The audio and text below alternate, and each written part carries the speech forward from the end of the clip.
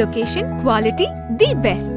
Price, lowest. Stepstone presenting luxury 2 BHK Thinnai apartment just 69 lakhs near Porur Kattupakam. Audi offer registration free. இந்த பட்ஜெட்ல நம்ம போரூர்ல சான்ஸே இல்ல.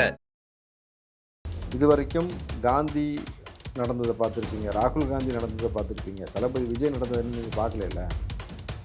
அந்த க்ரௌடை நீங்கள் இமேஜின் பண்ணவே முடியாது. அன்றைக்கி நீ எங்கே வேணால் குழியை வெட்டி போட்டு. திமுக என்ன சொல்கிறாங்களா, நீங்கள் ஏன் இன்னும் விஜய் வந்து தாவேக்கா தலைவராக பார்க்குறீங்க, இன்னும் நடிகராக தான் இருக்காரு. பசங்க நடிகரை வந்து பார்க்க தான் செய்வாங்க. ஏன் விஜய் இல்லை அஜித் இருந்தாலும் பார்ப்பாங்க, சூர்யா வந்தாலும் பார்ப்பாங்க. அதை தான் சார் கூட்டம் வருது. இதை எப்படி ஓட்டா கன்வெர்ட் ஆக போகுது அதுன்ற அந்த விமர்சனம் இருக்குது. அது எப்படி சார் நிற்கும்? மதுரையில் இருந்தாங்க இனிமேட்டு எல்லாமே.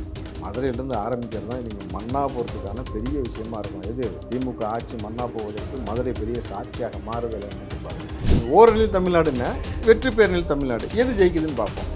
ஓரணியில் நீங்கள் எல்லாம் யார் சேர்றீங்க? சேரட்டில் வந்து ஆள் ஏற்றுற மாதிரி இப்போ எல்லாத்தையும் ஏற்றி கொண்டு போய் திமுக வீட்டில் இறக்கி விட்டுட்டு உட்காந்துருக்கீங்க. உட்காந்து பேசிக்கிட்டு திடீர்னு நல்லாட்சின்னு சொல்லி எல்லாம் பேசிக்கிட்டு இருக்கல. அப்போது மக்கள் பற்றி நலன், அந்த மக்களுடைய நலன் சாராமல் உன்னுடைய தனிப்பட்ட ஆதாயத்திற்காக திடீர்னு ஸ்டாலினில் புகழக்கூடிய வேலையை இருக்கக்கூடிய கூட்டணி கட்சிகள் செய்து கொண்டிருப்பதால் தான் கூட்டணி கட்சிகள் தொடர்ந்து வளர முடியாமல் அழிந்து கொண்டே போகிறதுன்றதுக்கு இது ஒரு உதாரணம். ஆனால் சீமான் வந்து போலீஸ் ஸ்டேஷன் போகிறதுக்கே வரணும் இன்ஸ்ட்ரக்ஷன் கொடுத்துட்டு லைவ்லாம் விட ஞாபகம் இருக்கா?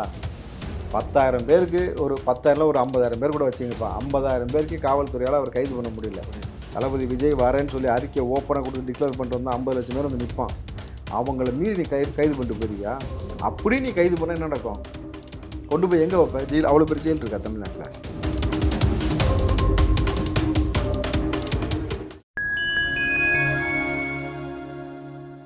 ஃபைன் டைம் மீடியா நேயர்களுக்கு வணக்கம். நான் தேவராஜன். இன்று நம்மோடு இணைந்திருப்பவர் காங்கிரஸ் கட்சியை சார்ந்த ராவுத்தர் இப்ராஹிம் அவர்கள். வாருங்கள், அவரிடம் பல்வேறு கேள்விகளை முன்வைக்கலாம். வணக்கம் சார். வணக்கம் தேவ். இப்போ வந்து போன வருஷம் விக்ரவாண்டியில் நடந்த மாநாடு, இப்போ வரப்போகிற இப்போ 21ஆம் தேதி மதுரையில் நடக்க போகிற மாநாடு. மாநாட்டுக்கு அப்புறம் தாவேக்கா தலைவரோட விஜயோட நடவடிக்கைகள் எப்படி இருக்கும், எப்படி மாறும்? ஏன்னா ஒரு ஆக்டிவாக இதுக்கப்புறம் எப்படி செயல்பட போகிறோம்? ஏன்னா எலெக்ஷனுக்கு இன்னும் அதிகபட்சம் ஒரு 6 மாதம் தான் இருக்க போகுது. எப்படி இருக்கும்னு நீங்கள் நினைக்கிறீங்க? இல்லை, அதற்கு பிறகு ஒரு 2 மண்டல மாநாடுக்கும் பிளான் பண்ணுறாங்க. மாவட்ட ரீதியாக. அதுக்கப்புறம் பார்த்திங்கன்னா ஒவ்வொரு மாவட்ட சார்பாக சரி 234 தொகுதியும் டார்கெட் பண்ணி நடைபயணம் போவதற்கான ஒரு வாய்ப்பு எல்லாமே வந்து ஏற்படுத்தி ஒரு பிளான் வச்சுருக்கிறாங்க. இதை தாண்டி எலெக்ஷன் மேனிஃபெஸ்டோ வந்து பயங்கரமாக ஒர்க் அவுட் பண்ணிகிட்டு இருக்கிறாங்க. ஸோ தொடர்கதையாக இந்த திமுகவால் ஏற்பட்ட பாதிப்புகள் என்ன, தமிழகத்தில் 70 ஆண்டு காலமாக இவங்க ஏற்படுத்திய பாதிப்பு என்ன, எந்த மாதிரியான சிதைவுகளை ஏற்படுத்தியிருக்கிறார்கள்ன்ற விஷயம் எல்லாமே இருக்குல்ல, எல்லாத்தையுமே எடுத்து ரொம்ப அழகாக ஸ்ட்ராட்டஜிக்கலாக மூவ் பண்ணி கொண்டு போக போகிறாங்க. நீங்கள் இதுவரைக்கும் காந்தி நடந்ததை பார்த்துருப்பீங்க, ராகுல் காந்தி நடந்ததை பார்த்துருப்பீங்க, தளபதி விஜய் நடந்ததுன்னு நீங்கள் பார்க்கல. அந்த க்ரௌடை நீங்கள் இமேஜின் பண்ணவே முடியாது. அன்றைக்கி நீ எங்கே வேணால் குழியை வெட்டி போடு. நான் திரும்பவும் சொல்கிறேன், இன்றைக்கி நீங்கள் மதுரை மண்ணில் வந்து குழியை தோண்டிக்கிட்டு தேவையில்லாத அட்ராசிட்டி பண்ணுறீங்கள, அன்றைக்கி நீ குழியை தோன்றதுக்கான வேலையை பார்த்து நீ வேணால் அன்றைக்கி அவர் நடைபயணம் செய்யும்போது வேணால் அந்த வேலையை பாரு. எவன் தோண்டினு எல்லாத்தையும் உள்ளே இழுத்து போட்டு மேலே மூடிட்டு பசங்க ஏறி போயிட்டே இருப்பானுங்க. இதெல்லாம் பெரிய சிக்கல். நீங்கள் தன்னிச்சையாக ஒரு தலைவனை நேசிக்கக்கூடிய கூட்டத்து கூட மட்டும் மோதவே கூடாது. நீங்கள் ஆள் கொடுத்து கூப்பிட்டு வரக்கூடிய அந்த ஆளை பிடிச்சி கூப்பிட்டு வரீங்களா, அவங்க வந்து பிரச்சனையே கிடையாது. நீங்கள் எவ்வளோ பெரிய சீன் போட்டாலும் சரி, அவங்க கொடுத்த காசுக்கு வாங்கிட்டு ஓரமாக பிரியாணி சாப்பிட்டு அம்பாடு கிளம்பி போயிடுவானுங்க. அதிகாரத்தில் நீங்கள் உட்காந்துக்கிட்டு ஊடகத்தை மிரட்டி கொண்டு சீன் போடலாம். பேரன்பு கொண்டு நேசிக்கக்கூடிய பெரும் கூட்டத்தோடு நீங்கள் கை வைப்பது என்பது அது தேன் கூட்டில் கை வச்சா பரவாயில்ல, தீயில கை வைக்கிற மாதிரி. நீங்கள் எப்படி சொல்கிறீங்க? ஆனால் திமுக என்ன சொல்கிறாங்களா, நீங்கள் இன்னும் விஜய் வந்து தாவேக்கா தலைவராக பார்க்குறீங்க, இன்னும் நடிகராக தான் இருக்காரு. பசங்க நடிகரை வந்து பார்க்க தான் செய்வாங்க. ஏன் விஜய் இல்லை அஜித் இருந்தாலும் பார்ப்பாங்க, சூர்யா வந்தாலும் பார்ப்பாங்க. அதை தான் சார் கூட்டம் வருது. இதை எப்படி ஓட்டா கன்வெர்ட் ஆக போகுது அதுன்ற அந்த விமர்சனம் இருக்கு. அது எப்படி சார் நீங்கள் பார்ப்போம்? உனக்கு என்னடா பிரச்சனை? உனக்கு என்ன பிரச்சனை? அது கன்வெர்ட் ஆகாது, அவங்க கட்சி பிரச்சனை. உனக்கு என்ன பிரச்சனை? சரி, அந்த நடிகரை பார்க்க கூட்டம் வருதுல்ல, உதயநிதி பெரிய நடிகர் தானே, சிரிப்பு வந்துருச்சுல? இல்லை சொல்லுங்க. இல்லை, நடிகர்னு சொல்லியிருந்துருக்கலாம், பெரிய நடிகர்னு சிரிப்பு வந்துருச்சுல. சரி விடுங்க, ஸ்டாலினும் பெரிய நடிகர் தான், சீனியர் மோஸ்ட் ஆக்டரு. கலைஞரும் பெரிய ஆக்டர் தான். உங்களுக்கெல்லாம் வந்து ஏன் கூட்டம் வரலன்னு ஒரு கேள்வி இருக்குல்ல. இன்னும் சொல்லப்போனால் உங்கள் கூடாரத்தில் தான் ஒட்டுமொத்த நடிகனுமே இருக்கீங்க. ஆனால் திரும்ப நடிகனா, மாபெரும் நடிகன் வேல்முருகன், அடடா கமல்ஹாசன். வேல்முருகன்லாம் பார்த்தீங்கன்னாக்கா ஆஸ்காரே பறந்துருக்கலாம், அப்படியேப்பட்ட நடிகர். கமலஹாசன் இருக்கிறாரு, உதயநிதி, இந்த பக்கம் பார்த்தீங்கன்னாக்கா ஸ்டாலின், அப்புறம் வேறு யார் இருக்கா அவங்க கூட்டணியில்? காங்கிரஸ் இருக்குது, கம்யூனிஸ்ட், மார்க்சிஸ்ட்டு, கம்யூனிஸ்ட் தோழர் கூட இப்போ நடிச்சிட்டார்ல ஒரு படத்தில். ஆமாம் சார், ஆமாம், அவர் நடிச்சார். முத்தரசு அவர் நடிக்கிறாரு. அப்போ யார் தான் நடிக்காத உங்கள் கூட்டத்தில் இருக்கிறா? எல்லாமே நடிகர் கூட்டமாக வச்சுக்கொண்டு நீங்கள் ஆடக்கூடிய இந்த நாடகம்ன்றது தமிழ்நாட்டில் எடுபடாமல் போயிடும் பொழுது தன்னிச்சையாக ஒரு நபரை பார்க்க அரசியல் கூட்டத்திற்கு ஒருத்தன் வரான்ல. நீங்கள் விஜய் அவர்களை பார்க்கணுன்னாக்கா ஷூட்டிங் ஸ்பாட்டில் பார்க்கலாம். எவ்வளவோ ஷூட்டிங் நடக்குது, எங்கெங்கேயும் நடக்கும் பொழுது பார்க்கலாம், வேறு மாதிரி பார்க்க முடியும்.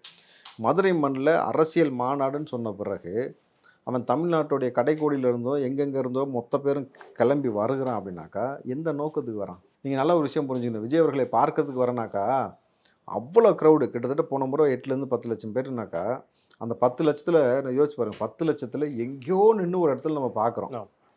நீங்கள் கோயிலுக்கு போனால் கூட ஸ்பெஷல் தரிசனம் வாங்கி சாமியை போய் கிட்ட பார்த்துருவாங்க, தெரியுமா உங்களுக்கு? அப்படி இல்லாட்டியும் ஸ்பெஷல் தரிசனம் இல்லாட்டியும் குறிப்பிட்ட தொலைவில் இருந்து சாமியை பார்ப்பதற்கான எல்லா வழிவகையும் இருக்குது. நீங்கள் எந்த கோயிலுக்கு போனாலும் நம்ம பார்க்க முடியும் பொழுது.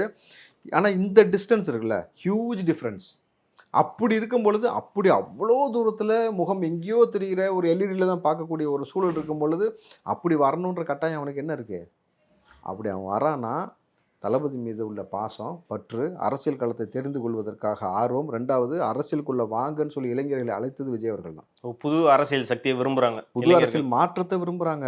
அவர் விஜய் தெளிவாக சொல்லியிருக்கிறாரு, அரசியலை பயிலுக்குள், அரசியலை பயிலு, அரசியலுக்குள் வான்னு சொல்லிட்டாரு. அப்போ யங்ஸ்டர்ஸ் இன்றைக்கி அரசியலை பேச ஆரம்பிச்சிட்டாங்க.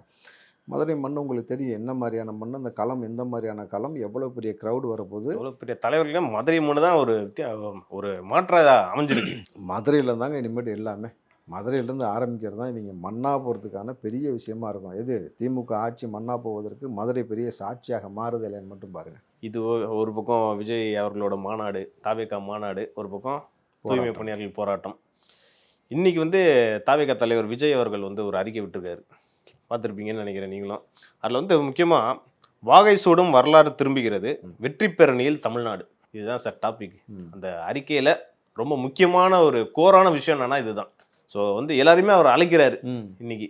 அது எப்படி பார்க்கலாம்? அதை வெற்றி பேரணியில் தமிழ்நாடு, ஓரணியில் தமிழ்நாடா வெற்றி பேரணியில் தமிழ்நாடான்னு பார்த்து எப்படி கணக்கு பண்ணுறீங்களா சார் நீ? ஆமாம், நீ ஓரணியில் தமிழ்நாடுன்னா வெற்றி பேரணியில் தமிழ்நாடு எது ஜெயிக்குதுன்னு பார்ப்போம். ஓரணியில் நீங்கள் எல்லாம் யார் சேர்றீங்க? சேரட்டில் ஆள் ஏற்றுற மாதிரி இப்போ எல்லாத்தையும் ஏற்றி கொண்டு போய் திமுக வீட்டில் இறக்கி விட்டுட்டு உட்காந்துருக்கீங்க. உட்காந்து பேசிக்கிட்டு திடீர்னு நல்லாட்சின்னு சொல்லி எல்லாம் பேசிகிட்டு இருக்கீங்க. அப்போது மக்கள் பற்றி அந்த மக்களுடைய நலன் சாராமல் உன்னுடைய தனிப்பட்ட ஆதாயத்திற்காக திடீர்னு ஸ்டாலினை புகழக்கூடிய வேலையை இருக்கக்கூடிய கூட்டணி கட்சிகள் செய்து கொண்டிருப்பதால் தான் கூட்டணி கட்சிகள் தொடர்ந்து வளர முடியாமல் அழிந்து கொண்டே போகிறதுன்றதுக்காக இது ஒரு உதாரணம். நீ எத்தனை பேரை வேணால் கூட்டணி சேர்த்துக்க, எனக்கு அது ரொம்ப ஈஸி. நான் பார்க்குறதா தான். இப்போ நீங்கள் திடீர்னு போய் பிரேமலதாவும் அவங்களை ஆதரவு தெரிவிக்கிறாங்கன்னு வச்சுங்களேன், ஓபிஎஸ் ஆதரவு தெரிவிக்கிறார், யார் வேணால் ஆதரவு தெரிவிக்கிறாங்கன்னா இப்போ சீமான்லாம் திடீர்னு சொல்ல முடியாது. திமுகவை பெருசாக நல்ல கட்சின்னு சொல்லி புகழ ஆரம்பிச்சிருவார். அப்போது இப்போ லைட்டாக அந்த சாஃப்ட் கார்னர் வந்துருச்சு அங்கே வந்துருச்சு. நேற்று தமிழிசேக்கா கூட அவர் பேசின பேச்சுலாம் உங்களுக்கு தெரியும். ஏற்கனவே தீம் பாட்டுன்னு சொன்ன ஆட்கள் தானே 2 பேரும். அப்போது எனக்கு ரொம்ப ஈஸி, என்னை எதிர்க்கிறதுல நீ 10ஓட 11 தான் ஏன் கணக்கு. ஆனால் மக்கள் இவ்வளவு துன்புற்று இருக்கக்கூடிய நேரத்தில் திமுக நல்லாட்சி கொடுக்குதுன்னு ஒருத்தன் பேசுகிறேன்னா, ஒரு கட்சித் தலைவர் பேசுகிறேன்னா, அப்போ உன்னுடைய எண்ணம் மக்களுடைய சார்ந்ததா, உன்னுடைய வளர்ச்சி உனக்கான நிதியை சார்ந்தான்றதை ஈஸியாக மக்கள்கிட்ட புரிய வைக்க முடியணும். ஆனால் திமுக தானே சார் சொல்கிறாங்க, பாஜக கூட யார் கூட்டணி சேர்றாங்களோ அவங்க அழிஞ்சு போயிடுவாங்க. இதே திமுக தான் சொல்கிறாங்க. நீங்கள் என்ன சொல்கிறீங்க? திமுக கூட எந்த கூட்டணி சேர்ந்து அவங்க அழிஞ்சு போயிடுவாங்கன்றீங்க. அதானே உண்மை. காங்கிரஸ் இங்கே ரெண்டுமே ஒன்று தானே, பிஜேபியும் திமுகவும் ஒன்றுங்கிறீங்க. அது எப்படி இல்லைன்னு சொல்ல முடியாது. நீங்கள் நமக்கு ஆட்சி அதிகாரத்துக்குள் வராமல் ஒருத்தர் நமக்குள்ளே ஒரு பிரிவினவாதத்தை ஏற்படுத்துவது பிஜேபி. ஆட்சி அதிகாரத்தை கைப்பற்றி நம்மை அடிமைப்படுத்தி நம்மை அழிக்கக்கூடியது பிணங்களாய் என்ன சொல்கிறது, மக்களை பிணக்குவியலாக மாற்றி அதன் மீது சிம்மாசனம் அமைத்து உட்கார்ந்துருக்க தான் திமுக. நீங்கள் கம்யூனிஸ்ட் கட்சிகளுடைய வளர்ச்சி இங்கே வளர்ச்சியாக இருக்கா, வீழ்ச்சி இருக்கா? வீழ்ச்சி. காங்கிரஸ் ஆளுங்கட்சியாக இருந்து இன்றைக்கி எங்கே நிற்கிதுன்னு உங்களுக்கு தெரியும். அண்ணன் செல்வ பெருந்தகை மாதிரிலாம் திமுக அவ்வளோ பெரிய விசுவாசி நீங்கள் எங்கேயுமே பார்க்க முடியாது. காங்கிரஸ் மார்க்சிஸ்ட்டு, விடுதலை சிறுத்தை, அடடடடா அண்ணன் திருமாலாம் பார்த்தீங்கன்னா விடிஞ்ச உடனே நான் உன் கூட தான் இருக்கேன், நீ பிளாஸ்டிக் சேர் போட்டாலும் சரி போடாட்டியும் சரி நான் நின்றுக்கிட்டு கூட உன் கூட தான் இருப்பேன்ற மாதிரியும், ராமதாஸ் வந்தாலும் உன் கூட தான் இருப்பேன், சீமான் வந்தாலும் உன் கூட தான் இருப்பேன்னு ஒரு பெரிய ஒரு ஸ்டாண்டப் எடுத்துட்டார். இப்போ அதனால் எவ்வளவு பெரிய ஆளுமைகளாக இருந்த நபர்கள்லாம் எப்படி இப்போ அரசியலுக்குள்ளே இது என்ன அரசியல், பிளப்புவாத அரசியலா இல்லை நீங்கள் இதெல்லாம் சிக்கியிருக்கீங்களா? எதையாவது உங்களுக்கு ரீதியான கூட்டணி சார் இது இல்லை, ஏதோ ஹனி ட்ராப்ல எல்லாம் சிக்கின மாதிரியே பேசிகிட்டு இருக்காங்க தம்பி. எனக்கு அதுதான் புரியவே இல்லை. என்ன பெரிய கொள்கை உனக்கு இருந்துச்சு? திமுக அவங்க எடுத்த கொள்கையில் முதல்ல உறுதியாக இருக்கிறானா? பகுத்தறிவு சித்தாந்தம் பேசக்கூடிய நபர்கள் இப்போ என்ன செஞ்சிட்ருக்காங்க? சப்பளை கட்டையை வச்சுட்டு எழுந்து வா தலைவான்னு கொண்டு போய் முரசொலியும் தயிர் வடையும் வச்சுட்டு சமாதியில் கூப்பிட்டு இருக்காங்க. பார்த்தீங்களா? இது பகுத்தறிவு சித்தாந்தம். முருகன் மாநாடு வேலை தூக்கிட்டு சுற்றுறது. இந்த பக்கம் சீமான் தூக்கிட்டு சுற்றுறாரு, அந்த பக்கம் எல்முருகன் தூக்கிட்டு சுற்றினாப்புல, இந்த பக்கம் திமுக இருக்கக்கூடிய ஸ்டாலின் தூக்கிட்டாரு, உதயநிதி தூக்கிட்டாங்க. அப்போ இவங்க சித்தாந்தமே அடியாகி போச்சு. பெண்ணியம் பேசக்கூடிய நபர்கள் தொடர்ச்சியாக இந்த ஆட்சியில் பெண்களுடைய நிலைமை என்ன, அண்ணா யூனிவர்சிட்டிக்குள்ளே பூந்து கை வச்சு சின்ன சின்ன குழந்தைங்கள ஸ்கூலில் இருக்கக்கூடிய பிள்ளைகளை கூட பாலியல் வன்புணர்வு செய்யக்கூடிய ஆட்சி இந்த ஆட்சியில் தான் நடந்துச்சு. இந்த ஆட்சியில் தான் இவ்வளோ அவலம் நடந்துச்சு. ட்ரெயினில் போனால் பாதுகாப்பில் கர்ப்பிணியை வந்து இது பண்ணி கொள்கிறாங்க. இந்த பக்கம் பார்த்தீங்கன்னா 6 லட்சம் பேர் பீகார்காரனுக்கு மட்டும் கொடுத்துருக்க ஓட்டு உரிமை. ஸோ எல்லா மோசமான ஒரு நிகழ்வு நடக்கணும் பொழுது இதுதான் ஓரணியில் தமிழ்நாடு. நான் சொன்னேன்ல, மக்களை வதைக்கக்கூடிய ஓரணியில் இந்த கூட்டணியெல்லாம் சேர்ந்து நிற்கிது. அதான் ஓரணியில் தமிழ்நாடு. மக்களை காப்பாற்ற வேண்டும் என்பதற்காக இப்போ தளபதி எடுத்திருக்கிறது தான் என்ன சொன்னிருக்காரு, வெற்றி பேரணியில் தமிழ்நாடு. வெற்றி பேரணியில் தமிழ்நாடு. பார்த்துக்கலாம் நீங்களா நாங்களான்னு. ஏன்னா அல்டிமேட்டாக 10 கட்சி ஒன்று சேரு, 15 கட்சி கூட ஒன்று சேரு, எனக்கு நான் பார்க்குறது 15 ஓட்டு விழுகும் அதில், அவ்வளோதான் நான் பார்க்குறேன். புரியுதுங்களா? மக்கள் யார் பக்கம் நிற்கிறான், மக்கள் எதை நோக்கி பயணிக்கிறான், மக்கள் எவ்வளோ பெரிய மாற்றத்தை எதிர்பார்க்குறான், எந்த நல்ல நோக்கத்தில் விஜய் அவர்கள் 203 கோடி சம்பாதிக்கிறதை விட்டுட்டு உள்ளே வந்து நிற்கிறாரு, எவ்வளோ சமரசம் இல்லாமல் உங்கள் 2 பேரோட சண்டை போடுறாரு. கிரவுண்டில் அவர் இறங்கி அவர் நினச்சார்னா, தம்பி அவர் நினச்சார்னா நாளை கூட ஆட்சியை கலைச்சி விட்டு போகலாம். 2 நாள் வந்து உட்காந்துக்கிறாருப்பா சென்ட்ரல் வெளியில், என்னப்பா பண்ணுவீங்க? ஒன்றும் பண்ண முடியாது சார், பயங்கரமாக கூட்டம். வர்றேன்னு சொல்லிட்டு இன்ஸ்ட்ரக்ஷன் கொடுத்தாருன்னு வச்சுங்களேன். நீங்கள் ஆனால் சீமான் வந்து போலீஸ் ஸ்டேஷன் போகிறதுக்கே வரேன்னு இன்ஸ்ட்ரக்ஷன் கொடுத்துட்டு லைவ்லாம் கூட ஞாபகம் இருக்குங்களா? 10,000 பேருக்கு ஒரு 10,000 ஒரு 50,000 பேர் கூட வச்சுங்கப்பா, 50,000 பேருக்கு காவல்துறையால் அவர் கைது பண்ண முடியல. தளபதி விஜய் வரேன்னு சொல்லி அறிக்கை ஓப்பனாக கொடுத்து டிக்ளேர் பண்ணிட்டு வந்தால் 50 லட்சம் பேர் வந்து நிற்பான். அவங்கள மீறி நீ கைது பண்ணிட்டு போயிருவியா? அப்படி நீ கைது பண்ண என்ன நடக்கும்? கொண்டு போய் எங்கே வைப்ப? ஜெயில், அவ்வளோ பெரிய ஜெயில் இருக்கா தமிழ்நாட்டில்? 50 லட்சம் பேர் வைக்கிறது. அப்புறம் கேரளா, கர்நாடகா, வெளிநாட்டிலேருந்து மொத்தமாக கிளம்பி வண்டி பிடிச்சி வந்தாங்கன்னா சம்பிச்சு போயிடும். நினச்சா ஆட்சி கலைக்க முடியும், அப்படியும் முடியும். ஸோ அதெல்லாம் செய்யாமல் ரொம்ப தர்க்க ரீதியாக ரொம்ப பொறுமையாக போயிட்டுருக்கிறார். ஸோ அவரை நோன்றதை விட்டுட்டு நல்ல விஷயங்கள் செய்ய முடிஞ்சால் செய், இல்லையா 26ல் நீ. அப்போ இதனால தான் வந்து தாவேகா தலைவர் விஜய் வந்து ரொம்ப வெளியில் முகத்தை காட்டாமல் இருக்கான்ற ஒரு ரீசன் எடுத்துக்கலாம். யதார்த்தமான உண்மை தானே தம்பி. நான் கேட்குறேன், நீங்கள் 2 பேருமே ஒரு அறிக்கை கொடுத்து வர சொல்லுங்கள். தளபதி வச்சு தளபதினு வச்சுப்போம். ஸ்டாலின் ஒரு இடத்துக்கு வரார், விஜய் ஒரு இடத்துக்கு வரார், ரெண்டுமே 2 வெவ்வேறு இடமா வச்சுங்க. எங்கே கூட்டம் வரும்? இவங்க கெஞ்சணும், ஐயா வராராயா ஸ்டாலின் வாமா அப்படின்ட்டு பல்லு போன கிளவி எல்லாம் பிடிச்சி ஏற்றி வண்டியில் ஏற்றி கூப்பிட்டு வந்துட்டு இருப்பாங்க. அங்கே அப்படி கிடையாது கதை. அங்கே சீனே வேறு. நீங்கள் கட் பண்ணி அப்படியே அங்கிட்டு போட்டிங்கன்னா அது ஃப்ரேம் வேறு, சீன் வேறு, வேறு மாதிரி இருக்கணும் பொழுது. அப்போ இதான் சொல்கிறேன், யதார்த்தமாக தளபதியால் உங்கள் ஆட்சியை கலைக்கணும்னு நினச்சாக்கா 1 வாரத்துக்குள்ளே முச்சந்தி கொண்டு வந்து வேலையை முடிச்சு விட்டு போயிட்டே இருக்கலாம். இவ்வளவு இப்போ ஒரு சட்டம் ஒழுங்கு ஏற்படுது, ஒரு பிரச்சனை ஏற்படுது, சிக்கல் ஏற்படுது, சென்னை சம்பிச்சு போகுதுன்னு வச்சுங்களேன், மேலே கவர்னரும் மோடியும் பார்த்து சும்மா இருப்பாங்களா?